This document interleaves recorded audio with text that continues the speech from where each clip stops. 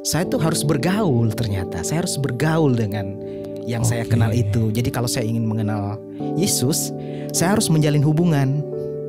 Saya harus menjalin hubungan dengan Yesus.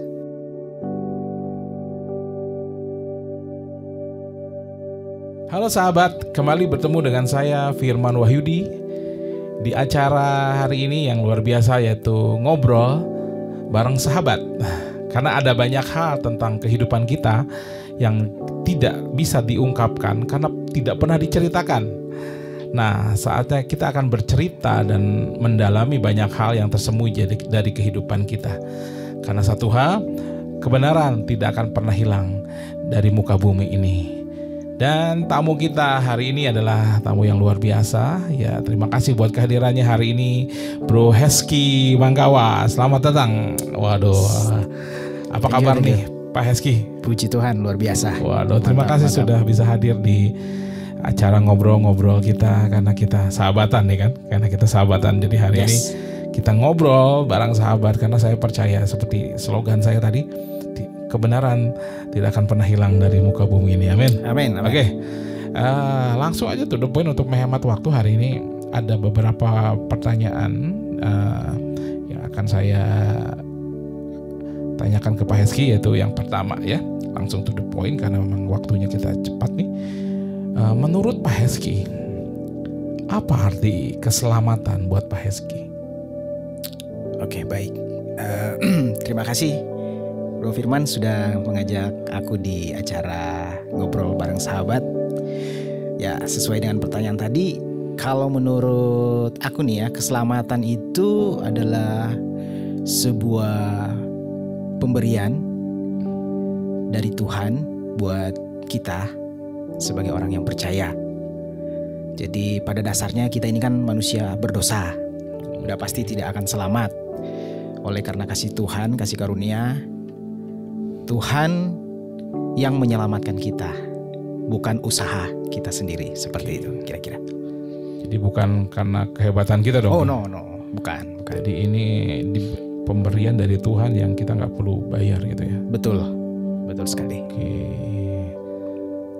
Oke, selanjutnya tadi Pak Heski ngomong kasih karunia. Apa tuh pengertian kasih karunia itu?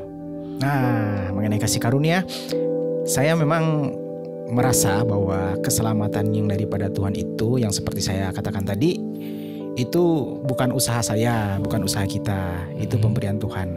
Nah, pemberian Tuhan itulah kasih karunia. Artinya sesuatu yang harusnya kita nggak bisa dapat, kita nggak bisa terima, karena kita ini kan orang berdosa. Oke.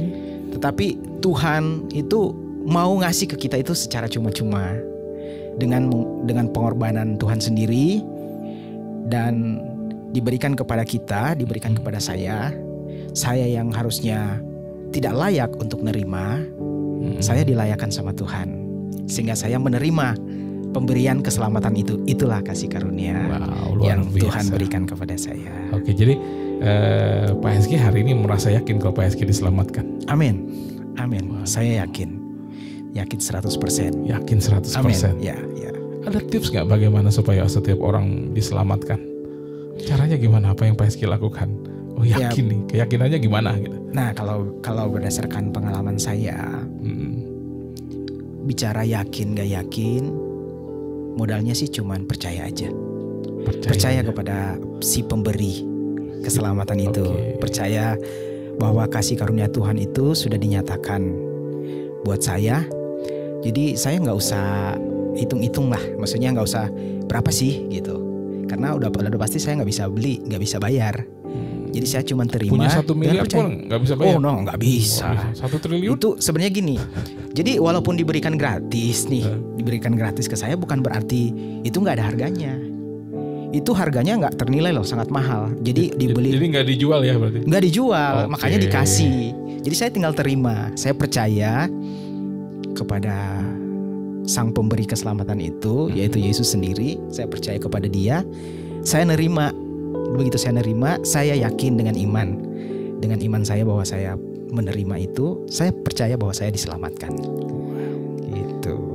Ya, inilah sebenarnya ya yang harusnya ya, kalau menurut saya menjadi dasar orang yang mengaku Kristen yang percaya Yesus itu dasarnya kenapa mereka percaya Yesus ya ini harus jelas, betul nggak? Setuju nggak Pak Eski? Betul. Karena banyak hal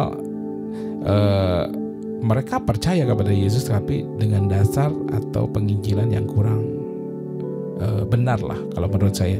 Tapi ketika memang kita percaya karena Yesus menebus dosa kita, wah ini justru yang harus kita share ke teman-teman, ke sahabat kita ya, yang mungkin hari ini lagi lihat kita hari ini ya. Oke Pak Eski, terima kasih tentang keselamatan. Nah itulah ternyata jawaban setiap orang berbeda tentang apa itu arti keselamatan ternyata ya. Oke, Pak Eski, kira-kira kita hidup manusia di dunia ini berapa lama nih? Berapa lama kita hidup di dunia gitu maksudnya? Ya ini di usia rata-rata ya. Ya rata-rata menurut Pak Eski berapa lama? Ya memang kalau dilihat ya makin kesini tuh usia manusia itu makin dipotong ya. Dipotong. Kalau dulu kan masih ada 100 lebih, 150, 70 kayak di mall ya, banyak ya. sale jadinya. Ya mungkin rata-rata sih kalau dengar dari khotbah dari firman Tuhan disampaikan itu katanya 70-80 tahun ya. Segitu ya, 80 tahun. Lebih daripada itu kan udah apa istilahnya? Kesusahan ya. Okay. Hidup tapi susah gitu. Susah ya. Udah tua ya. Yeah. Nah, kenapa saya bertanya seperti itu? Karena ketika kita ngomong keselamatan, Yesus janjikan kehidupan yang kekal ya. Ya, betul. Yang mungkin tidak ada batasnya gitu kan ya. Mungkin berapa ribu tahun atau seberapa juta tahun gitu. Sedangkan Pak Eski di dunia ngomong 70 tahun. 80. Singkat banget ya. Itu kalau sampai ke situ ya. Kita nggak tahu kan. Kalau 60 udah dipanggil ya udah selesai gitu ya. Betul. Nah, makanya kita hidup di dunia cuman 70 tahun anggap kita sepakat. Nah, Yesus dengan keselamatan tadi, dengan kasih karunia tadi, dia janjikan satu kehidupan yang kekal. Ya. Dan saya mau ini yang akan menjadi fokus kita untuk kita dapatkan satu alasan kenapa kita percaya kepada Yesus. Karena kalau tanpa alasan ini berat manusia untuk menjadi percaya di atas kehidupan yang hari ini terjadi ya. Kesusahan, semua orang sedang susah, bisnis sedang buruk dan lain sebagainya. Sakit penyakit di mana-mana, sepertinya gempa bumi juga banyak hari ini ya. Ya. Ini tanda-tanda kedatangan Tuhan yang memang harus kita cermati dan harus kita semua orang mempersiapkan diri untuk semua ini. Jadi menurut Pak Eski bagaimana dengan kehidupan kekal yang Tuhan sediakan? Menurut Pak Eski pernah bayangin nggak? Kalau tadi saya mungkin bilang 1000 tahun atau 1.000.000 tahun, kira-kira berapa lama tuh yang namanya kekal? Nah bicara jadi Tuhan tuh memberikan kita keselamatan itu supaya kita bisa hidup kekal. Oke. Jadi hidup kekal ini adalah hidup yang berapa lama tuh? Berapa lama? Kalau bicara kekal kayaknya unlimited ya. Nggak ada batasnya gitu. Waduh. Nggak bisa diukur berapa tahun, berapa ratus tahun, berapa ribu tahun ataupun berapa juta tahun. Selamanya aja. Ini jadi perbandingan dunia 70 sementara hidup kekal selamanya. Wah, ini harus jadi poin yang harus dipikirkan, benar nggak? Supaya kita masih semakin menjadi percaya kepada Tuhan. Setuju nggak? Setuju, sangat setuju. Jadi, wah selama-lamanya unlimited. Wow, kita tiap hari bersama Tuhan nanti di sana ya. Betul, setiap hari. Setiap hari bersama Tuhan. Wah. Ya betul. Bukan setiap hari kali ya, selamanya. Oh, selamanya. Jadi nggak ada harinya, nggak ada malam, nggak ada siang gitu. Oke. Selamanya, jadi nggak ada batasan, nggak ada batas untuk ngukur gitu. Seperti itu kira-kira. Ya. Pak Eski, apakah Pak Eski sekali tadi ngomong Tuhan Yesus ya? Apakah sekarang Pak Eski mengenal Yesus atau hanya tahu aja? Ya. Kalau dulu mungkin saya tahu ya. Tahu dari ibadah, dari gereja, dari pendeta, dari teman-teman sepelayanan. Tapi semakin kesini saya mulai belajar untuk mengenal.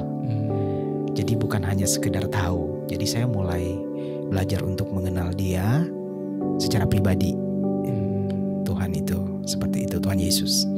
Jadi bukan hanya sekedar tahu, tapi mengenal, dan mungkin ya belum mengenal 100% kali ya, tapi dalam proses mengenal. Ya, mengenal seperti itu. Ada tips gimana cara mengenal Tuhan?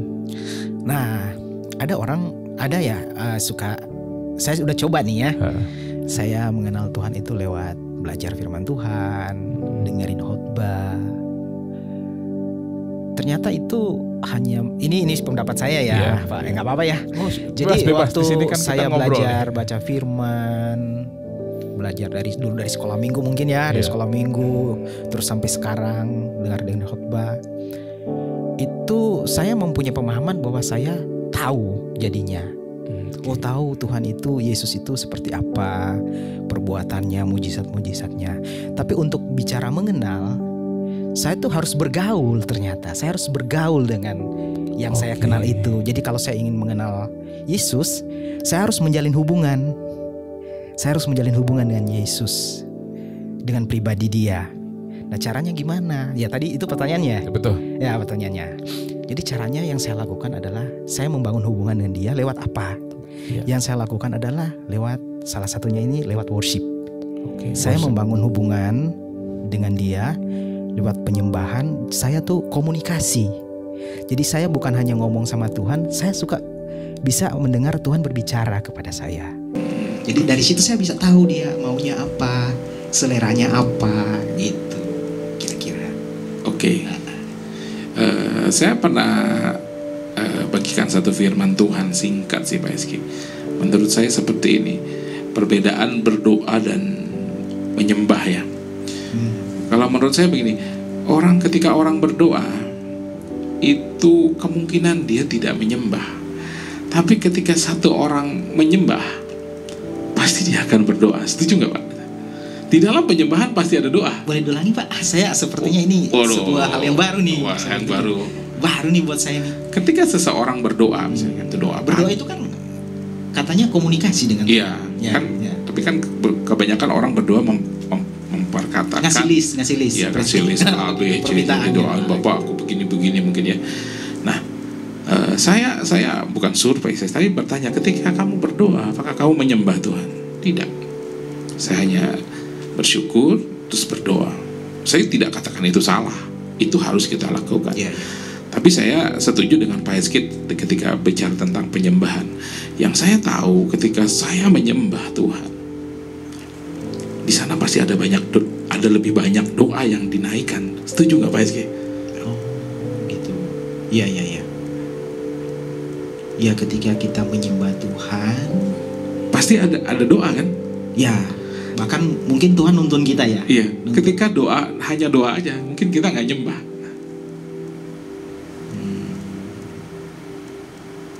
Sebentar Pak. Wow. agak sedikit ini nih. Ya, rada bingung nih. Jadi waktu kita berdoa, kemungkinan besar kita nggak nyembah. Iya. Karena waktu.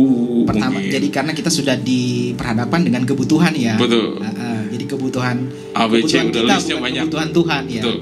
Tapi ketika menyembah di situ kita bisa merasakan hadirat Tuhan. Pasti ya. Pasti. Dan kedua kita bisa merasakan apa yang menjadi kerinduan Tuhan. Betul. Buat kita pribadi, buat keluarga mungkin, atau bahkan buat bangsa kita ini ya. Jadi di situ dengan kita menyembah justru kita tahu apa doa kita seperti pasti. itu ya. Karena saya menemukan luar biasa ini Pak. Pasti. Luar biasa banget ya. Justru ketika kita menyembah sebenarnya lebih banyak doa yang kita naikkan sama Tuhan. Sampai merinding nih Pak. Waduh, merinding aduh. Maksudnya ini sesuatu hal yang baru buat saya Pak Firman ya. Waduh. Jadi selama ini kan saya pikir menyembah itu hanya membangun hubungan, hanya merasakan hadirat Tuhan. Ternyata dengan menyembah kita bisa berdoa ya. Pasti. Berdoa pun, dan jadi konteks kita menyembah, kita berdoa ini bukan sekedar berdoa kebutuhan kita. Ternyata kita berdoa dengan apa yang Tuhan mau gitu ya. Iya pasti.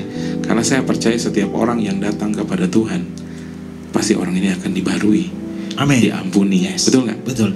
Kenapa orang nggak diampuni? Karena dia nggak mau datang sama Tuhan. Setiap orang yang datang sama Tuhan pasti nggak akan menolak lah.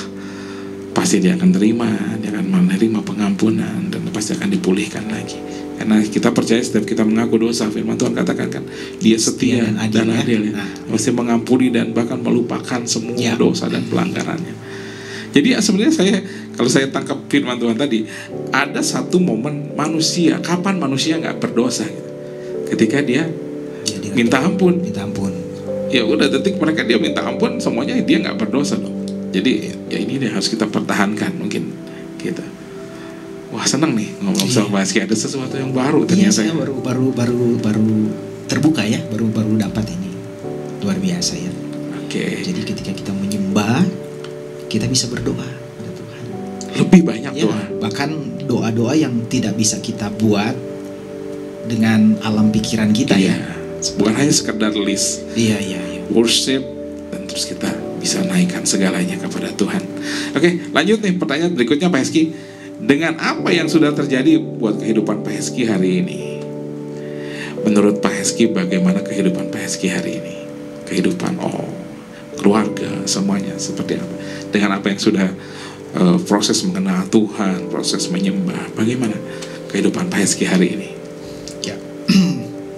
Jadi yang saya rasakan saat ini, yang saya alami adalah bahwa saya tuh merasa bahwa setiap hari, dari hari ke hari, setiap saat, semakin saya membangun hubungan dengan Tuhan, seperti tadi dikatakan ya, menyembah, saya bisa tahu bahwa bisa membedakan mana keinginan saya, keinginan daging saya, mana yang mestinya saya harus prioritaskan, mana yang sebenarnya yang dikejar dalam hal, maksudnya mana yang lebih ke hal-hal duniawi seperti itu. Jadi saya tahu, apalagi kondisi sekarang kan, kondisi sekarang semua harga naik ya, semua naik, minyak goreng naik, apa semua naik. Rasanya kalau dibawa dengan logika, aduh makin sulit. Tapi saya semakin mengenal Tuhan, membangun hubungan seperti tadi lewat worship, penyembahan. Di situ saya bisa berdoa, saya bisa tahu Tuhan banyak memberikan saya penghiburan seperti itu ya. Banyak memberikan saya kekuatan baik secara pribadi di dalam keluarga. Jadi saya setiap hari itu bukan merasa bahwa biasa aja, enggak. Saya tahu bahwa dunia makin sulit, tetapi saya makin yakin bahwa dengan saya ikut Yesus, dengan saya menyembah Dia, dengan saya hidup diam di dalam hadirat-Nya, saya merasakan tuntunan Tuhan itu. Seperti itu. Amin. Dan tentunya akan setiap hari menjadi lebih percaya dong ya. Oh iya. Jadi percaya itu bukan hanya sekedar percaya ya. Tetapi jadi gini, contohnya ya, misalnya saya bergaul dengan Pak Firman kan. Waktu awal saya ketemu kan saya hanya tahu nama aja. Iya, betul. Kemudian saya udah mulai tahu, makin mengenal. Akhirnya saya tahu hobinya Pak Firman apa, kesenangan, makanan favoritnya apa. Bahkan makin saya lebih mengenal Pak Firman, saya udah mulai tahu Pak Firman tuh orangnya gampang, misalnya nih ya, gampang tersinggung dalam hal apa misalnya gitu. Jadi semakin hari itu ada hal yang baru yang saya temukan. Begitu juga dengan saya bergaul dengan Yesus, dengan Tuhan Yesus, ada hal-hal baru yang saya temukan di dalam hubungan saya dengan Dia. Seperti itu. Wah, luar biasa. Jadi memang percaya itu proses ya buat setiap kita ya. Nggak bisa percaya ketika kita percaya Yesus mungkin 13-20 tahun yang lalu gitu. Pak Eski kan sejak bayi udah langsung jadi Kristen, orang anak pendeta ya. Jadi hidup kita nggak jamin dong Pak. Oh nggak jamin ya? Iya, keselamatan itu kan pribadi Pak ya. Jadi nggak bisa apa istilahnya, nggak ada backingan gitu. Gitu kira-kira. Oke, thank you Pak Eski. Terus ini Pak, menurut saya nih ya, menurut survei yang saya mau tanya ke Pak Eski, ada dasar kenapa orang yang menjadi percaya itu kurang tepat kalau menurut saya, atau kurang lengkap, dan dunia akan menguji iman percaya mereka dengan apa yang mereka terima. Misalkan begini, percaya Yesus akan menjadi kaya dan diberkati, percaya Yesus bisa dapat jodoh, percaya Yesus disembuhkan, percaya Yesus dilepaskan dari yang jahat. Menurut Pak Eski gimana tuh? Atau saya tanya dulu, Pak Eski kenapa percaya Yesus? Oh ya, saya percaya dulu waktu Yesus. itu ngejar cewek atau apa? Sebenarnya gini, kalau dari latar belakang memang saya udah Kristen dari kecil ya. Kan artinya seperti tadi kata Pak Firman kan anak pendeta. Masa anak pendeta masuknya ke masjid atau ke kelenteng nggak mungkin kan, ke gereja pasti ya. Tapi kepercayaan saya kepada Tuhan itu begitu saya tahu bahwa saya ini orang berdosa, bukan karena saya anak pendeta gitu. Di situ saya harus menyatakan diri kepada Tuhan. Saya harus seperti yang saya katakan tadi di awal, saya harus terima keselamatan itu. Jadi saya percaya kepada Tuhan. Nah, pertanyaan yang tadi apa tadi ya? Ya, dasar kenapa orang jadi percaya ini kurang tepat gitu. Nah, inilah yang terjadi dalam kekristenan. Saya nggak tahu ya ini apa karena motivasi atau apa. Ya, saya tidak menyalahkan, saya tidak menjudge atau menghakimi beberapa orang atau seseorang, enggak. Jadi kepercayaan ini, keselamatan yang daripada Tuhan ini seperti dalam tanda, seperti kayak dijual gitu loh. Betul. Dijual. Jadi orang tuh akhirnya terperangkap dengan ikut Tuhan tuh diberkati. Ikut Tuhan itu dapat jodoh, ikut Tuhan itu diberikan kesembuhan. Betul itu semua dari Tuhan. Tapi kalau menurut saya, kalau ikut Tuhan untuk itu, rasanya kita nggak ikut Tuhan juga dapat kok. Dapat ya? Iya. Lebih banyak. Kita mikir, kita banyak kan, ada yang ke Gunung Kawi dapat, ada yang ya semuanya, bahkan tidak beragama pun orang ateis juga, mereka pada kaya-kaya, mereka pada sehat-sehat gitu kan. Ya seperti dikatakan tadi, jadi kalau kita percaya kepada Yesus itu keselamatan yang kekal itu, itu yang nggak bisa didapat. Seperti itu Pak. Jadi kalau orang ikut Tuhan karena mau diberkati, kayaknya salah alamat kali ya. Ya, makanya saya tertarik untuk kita hari ini share tentang hal ini, karena saya melihat banyak sekali dasar orang menjadi percaya itu yang kurang tepat. Kalau dibilang salah sih, perlu diluruskan kali ya, diluruskan atau perlu ditambahkan, karena nggak hanya melulu soal itu gitu. Harus digarisbawahi bahwa yang tadi kasih karunia itu adalah tentang keselamatan, betul. Bukan tentang kekayaan, karena kita hidup cuma 70 tahun. Itu hidup jasmani ya. Iya, hidup jasmani. Maksudnya kita di dunia ini kan kalau misalnya pengen kaya gitu kan, kita percaya pengen kaya, sedangkan kita hidup 70 tahun itu tuh nggak dibawa juga, nggak dibawa mati juga gitu kan. Ya, jadi menurut saya dasar iman mereka tidak cukup karena pengajaran yang mereka terima itu kurang. Nah, ini harus jadi tugas kita ini. Meskipun hari ini kita ngobrol tentang hal ini, ya saya berharap yang menyaksikan acara ini jadi mengerti kenapa kita percaya Yesus. Sebenarnya itu tujuan saya.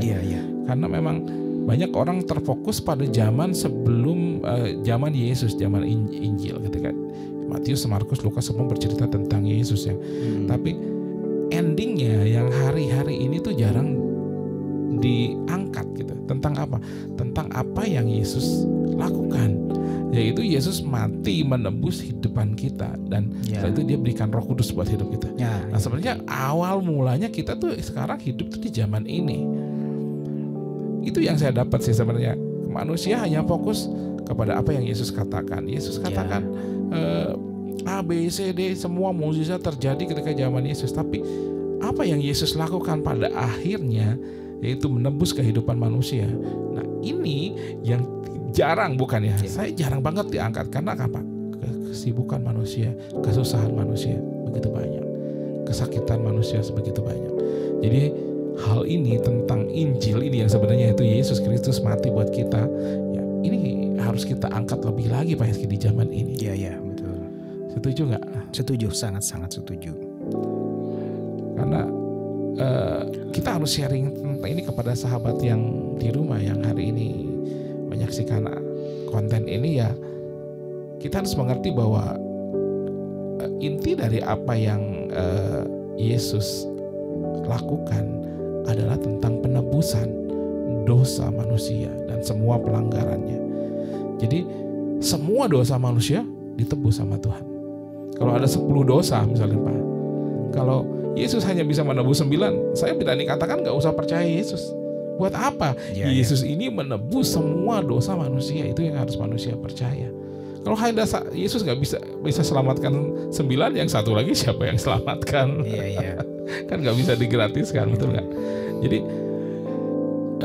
saya akan terus berbicara tentang penebusan dosa ini. Kemarin kan saya mau cerita tentang keselamatan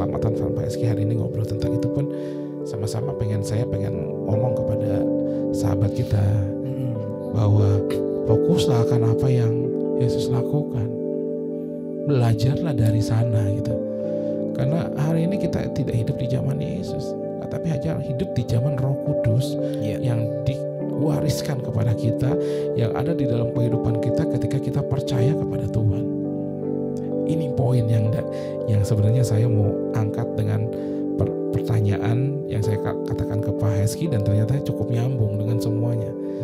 Tapi kita harus strong di posisi ini, Pak. Bagian ini di bagian ini, karena ini penting buat orang percaya. Supaya apa? Supaya dasar iman mereka menjadi percaya itu menjadi kuat. Tidak melulu tentang penyakit yang disembuhkan, atau iblis yang dilepaskan, atau miskin yang diperkaya. Bukan semua itu hanya bagian yang lain gitu kan. Tapi ketika kita percaya yang itu, justru kita akan diuji dari hal yang itu yang kita percaya. Dan ternyata untuk menjadi percaya, ini yang menjadi paling susah buat manusia. Betul nggak? Percaya itu susah. Bagaimana menurut Pak Heski? Percaya itu susah. Susah nerima atau susah dilakukan. Karena ada proses ya. Betul. Nah, karena percaya manusia kan tidak semuanya tidak global. Manusia ketika beriman pun, ketika orang sakit, dia hanya beriman hanya pengen sembuh. Iya betul. Poinnya hanya itu gitu, tidak global. Tapi tentang penginjilan ini berbeda dari apa kesembuhan dan lain sebagainya. Mukjizat masih ada, Pak. Mukjizat masih tak ada tuh. Cuman kita sebagai orang percaya nih, apalagi sering menyembah, kita harus percaya bahwa Yesus itu menebus hidup kita dan menyelamatkan kita. Itu dasar dari kita ada hari ini. Gimana menurut Pak Heski? Ya, pasti itu susah, Pak. Susah ya? Susah karena seperti tadi, kalau saya tarik benang merahnya, kalau orang percaya dia disembuhkan, orang percaya dia diberkati, orang percaya dia hidup nyaman, kayaknya itu sesuatu yang gampang ya untuk percaya. Tapi kalau percaya bicara tentang penebusan, hidup kekal, itu memang susah, Pak, dilakukan. Karena itu nggak pernah diobrolin, Pak. Nah, iya, karena itu nggak pernah dibahas, jarang ya. Iya, jarang dibahas. Makanya saya tertarik. Yang sering dibahas itu kan ikut Yesus itu diberkati ya. Iya. Karena pada akhirnya kan begini, ketika satu orang ikut Yesus karena dia menerima kesembuhan misalkan, tiba-tiba dia akan sakit kembali dan imannya akan diuji kembali di situ. Iya, betul. Itulah proses yang susah ini ya. Dan ketika dia mungkin gagal untuk disembuhkan, imannya gagal. Karena imannya bergantung kepada saya disembuhkan, bukan karena saya diselamatkan. Betul. Ya. Iya. Keren ini, Pak. Keren banget. Ini memang penting loh menurut saya, Pak. Harus terus disampaikan ini kayaknya. Betul, Pak. Harus diobrolin, Pak. Betul. Makanya ngobrol bareng sahabat ini, saya tertarik untuk kita bahas hal ini, karena setiap orang penilaian yang berbeda. Ada sesuatu yang baru yang muncul ketika kita ngomong tentang tujuan hidup kita, yaitu ketika kita diselamatkan kita harus ngapain. Hari ini banyak sekali yang Pak Heski bahas tentang mengenal, tentang menyembah dan lain sebagainya. Itu bagian dari yang tadinya kita cuma diselamatkan oleh Tuhan. Iya. Betul ya? Karena dengan apa yang mereka percaya, entah apapun itu ya, tentang menjadi kaya atau disembuhkan, orang harus membayar banyak untuk satu kebenaran iman mereka. Enggak mungkin semulus yang mereka pikirkan. Sebegini, pasti akan ada harga yang harus dibayar ya. Ya, ada harga mahal, mahal yang harus dibayar oleh kehidupan mereka. Karena keselamatan ini sepertinya gratis. Tapi kata Tuhan kepada orang yang kaya, yang aku sudah melakukan hukum Taurat semua gitu. Apa yang aku lakukan? Kata Tuhan, jualah semua milikmu lalu ikut aku. Nih, orang ini nggak sanggup untuk hal itu. Karena tentang keselamatan ini yang harus kita obrolkan sebelum kita menjadi percaya penuh 100%. Kita harus bahas. Saya juga rindu Pak Heski nanti ketemu teman. Ayo kita bahas ini, menurut kalian gimana? Makanya saya undang Pak Heski sebagai sahabat saya hari ini untuk kita dapatkan sesuatu cerita yang baru, dan ternyata banyak hal yang baru ya. Ini baru intronya kayaknya, Pak. Kalau di musik ini baru intronya, Pak. Intro ya. Iya. Tapi intronya udah berat nih, Pak. Intronya udah berat. Chord-chordnya ini udah susah-susah nih. Oke, Pak Heski, kita sudah ngomong banyak. Pak Eski untuk sebuah keselamatan ini, Pak Eski boleh kasih tips ke sahabat yang hari ini menyaksikan. Apa kira-kira tips Pak Eski untuk sahabat-sahabat kita yang sedang menyaksikan acara ini? Dari apa yang kita obrolin tadi dengan Pak Firman, saya mendapatkan bahwa pertama, keselamatan dari Tuhan itu diberikan Tuhan kepada kita secara pribadi itu secara gratis ya. Jadi gratis itu berarti tidak ada harga, itu secara gratis. Tapi keselamatan yang sudah kita terima daripada Tuhan itu harus kita kerjakan, harus kita jaga, dan itu ada harganya ternyata. Ada harganya, harus kita bayar, harus melalui proses. Sesuatu yang gratis yang kita terima dari Tuhan itu, di akhir tadi obrolan saya menangkap bahwa hidup kekal itu kita nggak bisa